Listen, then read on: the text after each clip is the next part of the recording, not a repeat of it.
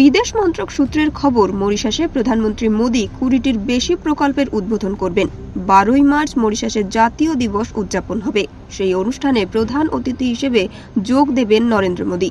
পাশাপাশি দুই দেশের মধ্যে দীর্ঘ কূটনৈতিক সম্পর্ক আরও মজবুত করার লক্ষ্যে সে দেশের শীর্ষ আধিকারিকদের সঙ্গে বৈঠকও করবেন তিনি।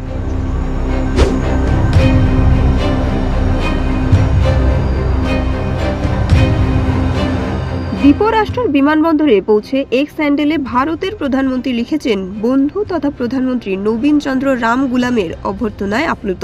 এই সফরে দুই দেশের সম্পর্ক আরও মজবুত হবে বলে আশাবাদী। উল্লেখ্য, সাম্প্রতিককালে প্রশান্ত মহাসাগরীয় অঞ্চলে ক্রমশ বাণিজ্যিক প্রসার ঘটাচ্ছে চীন। পাশাপাশি নিরাপত্তা খাতেও শক্তি বাড়াচ্ছে বেজিং। সেই আবহে প্রধানমন্ত্রী নরেন্দ্র মোদির মরিশাস সফর বেশ গুরুত্বপূর্ণ বলে মনে করছেন আন্তর্জাতিক রাজনৈতিক মহল। ব্যুরো রিপোর্ট, ওঙ্কার বাংলা।